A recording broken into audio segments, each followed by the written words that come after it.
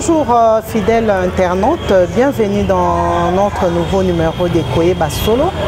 Et comme vous le savez, le souci premier de cette émission, mais aussi de la chaîne, c'est de vous former et informer.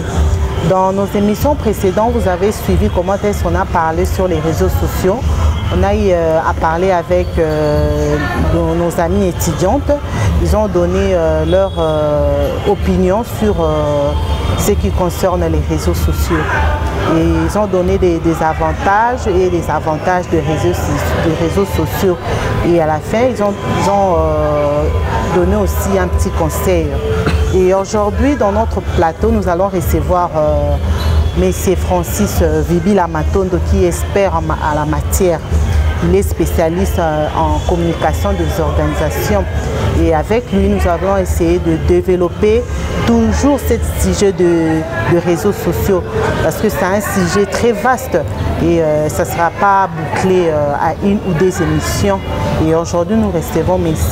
Francis Vibila. Bonjour, M. Francis. Bonjour, Madame José. Merci pour l'opportunité. Voilà.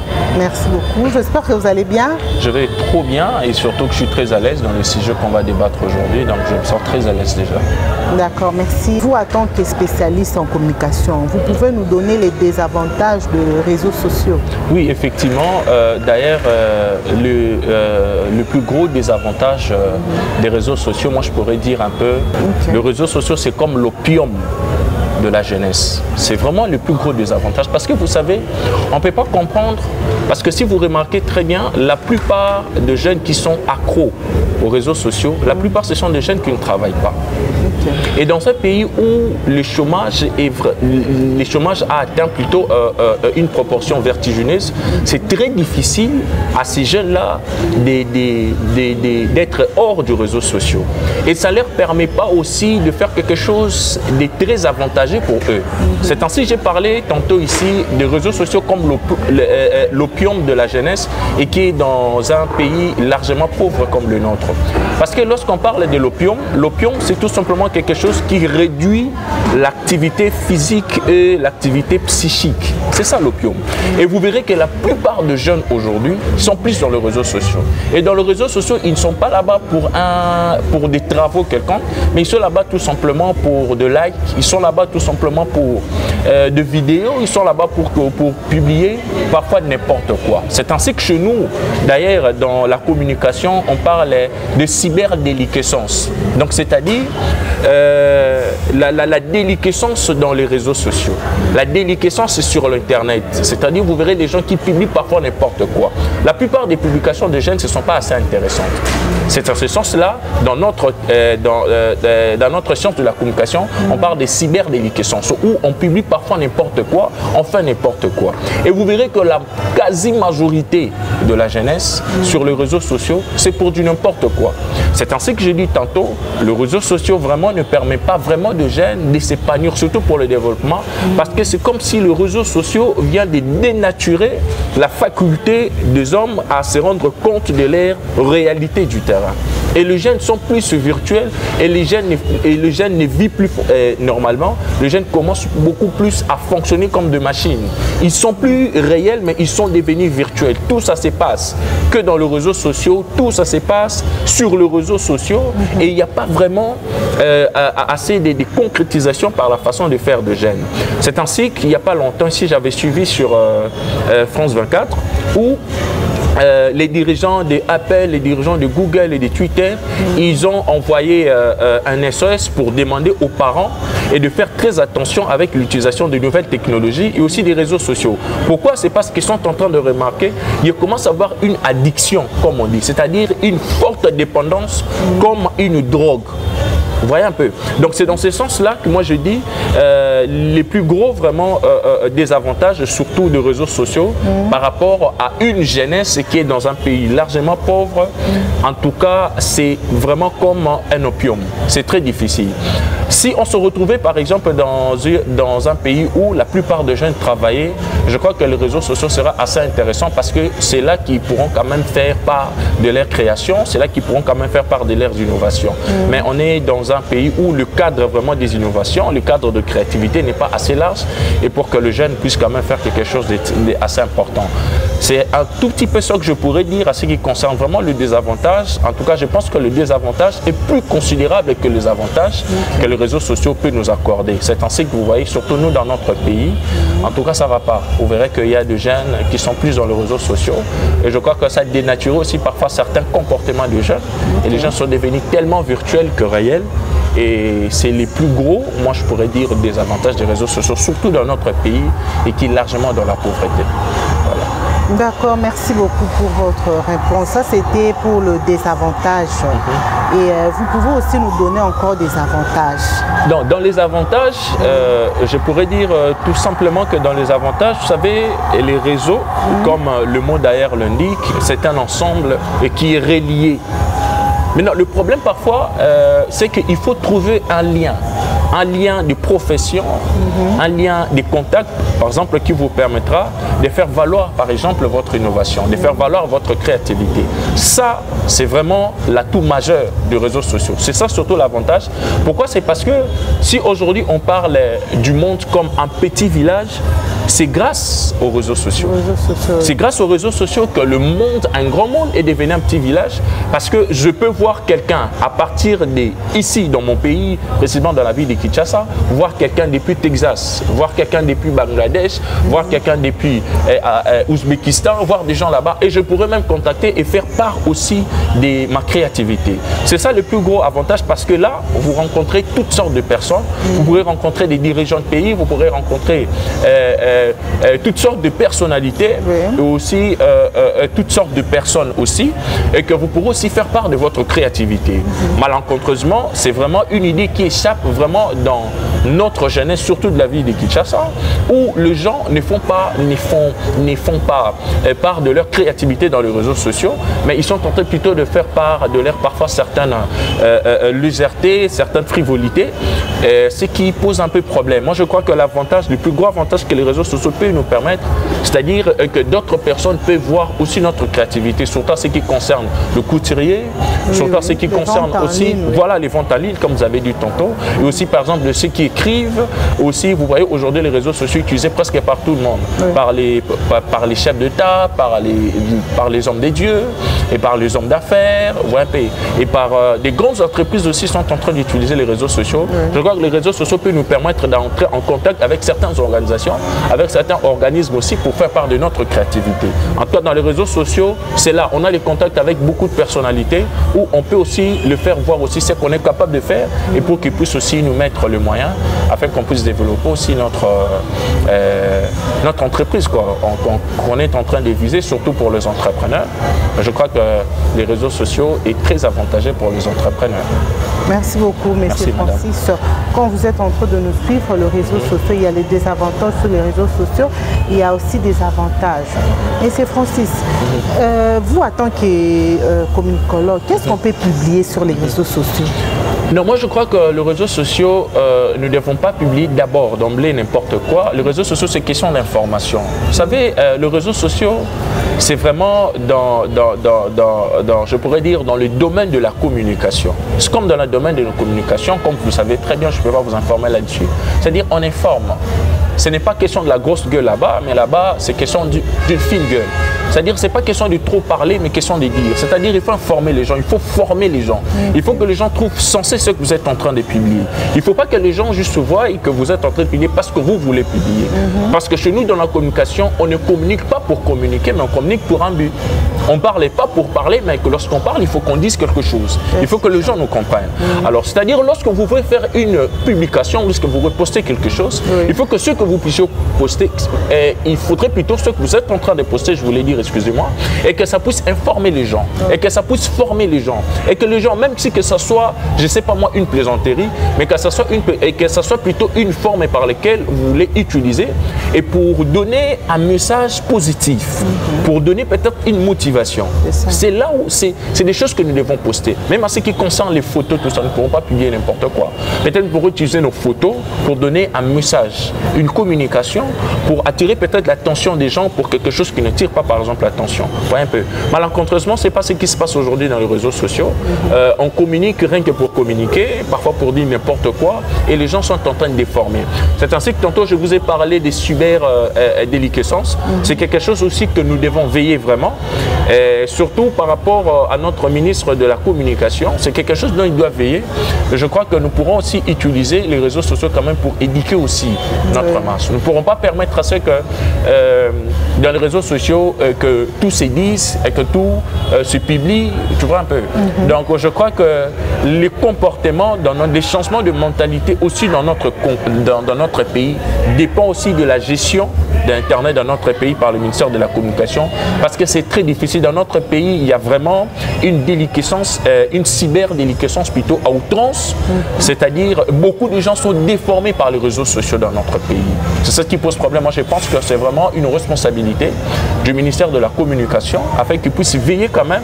Je crois que nous avons assisté dans le régime passé où on coupait même l'Internet. Moi, je crois que c'était quand même une violence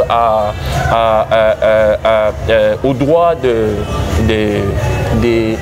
l'expression de la liberté, mais je crois qu'on pourrait quand même réduire un peu, disons, harmoniser un peu quand même les choses, et pour quand même sur Internet, il ne faut pas qu'on lise n'importe quoi, il ne faut pas qu'on regarde n'importe quelle vidéo, n'importe quelle photo. Je crois que c'est de cette façon nous pourrons quand même réduire aussi quand même cette cyber-déliquescence sur notre pays qu'on est en train de vivre, où il y a tellement de fake news, on ne sait pas qui dit vrai, et chacun de nous est en train de poster par rapport à son bon plaisir, peut-être pour attirer certaines attentions, même quand c'est faux, et on le dit quand même, et c'est pas très bien. Je crois que c'est un tout petit peu ça.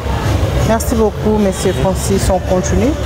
M. Francis, est-ce que ici dans notre pays, on peut arriver à gérer les délits de la presse? Est-ce que c'est possible?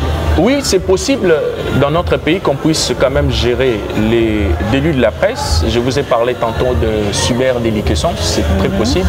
Vous savez, il n'y a pas longtemps que vous avez vu lorsque Donald Trump, après l'échec de son élection, il avait posté, je crois, un message un peu défilant sur Twitter, et on nous montra que les dirigeants de Twitter ont même bloqué son compte Twitter, on a enlevé.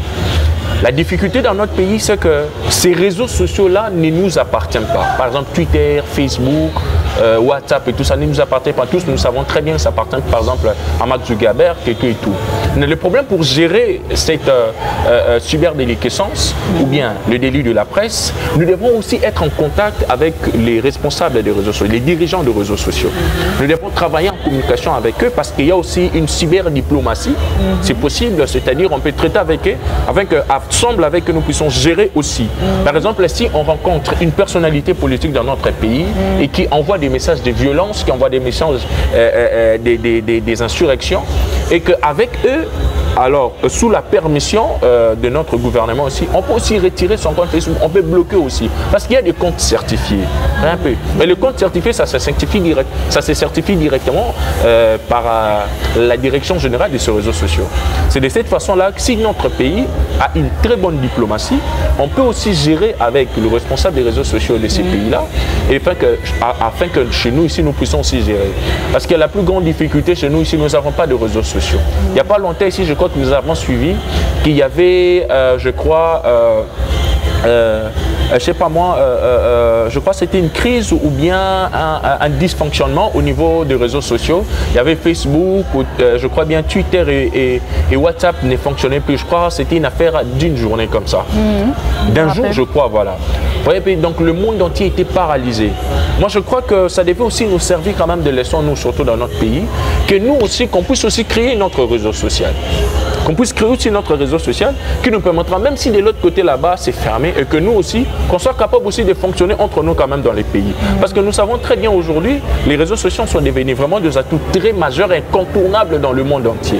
Alors je crois que nous aussi, nous devons aussi quand même nous lancer aussi, et que je crois que nous avons des experts en communication, nous avons des experts en informatique, nous avons tous ces gens-là.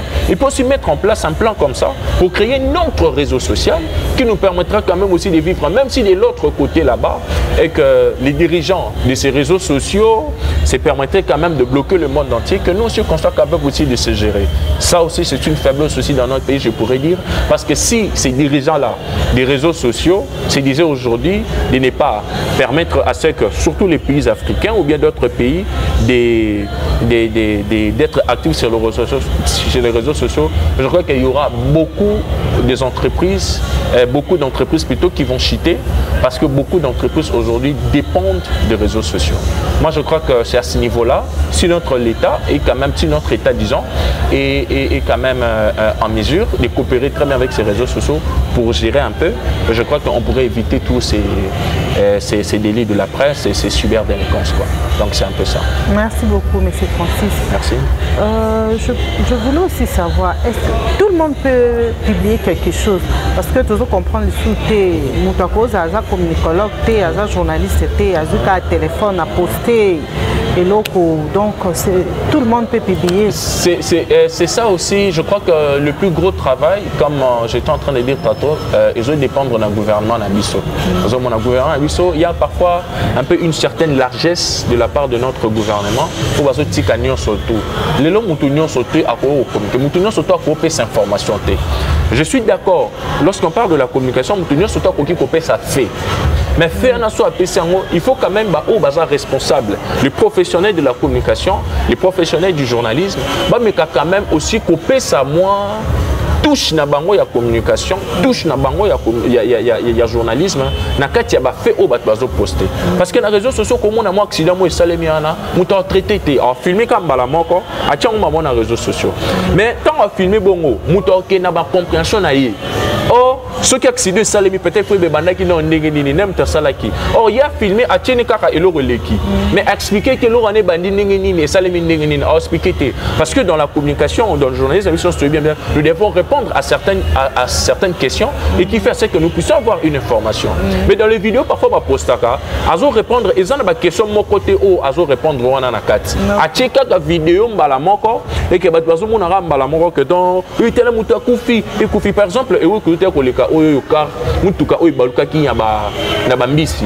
Nanzela ya ba Congo. Ba TV ba ndoloba ezaki mbisi au gouvernement fait que ya nango. Mais bah checker la vidéo et jusqu'à présent, je sais pas, ceux qui peut-être information après pour dire réellement qu'est-ce qui s'était passé.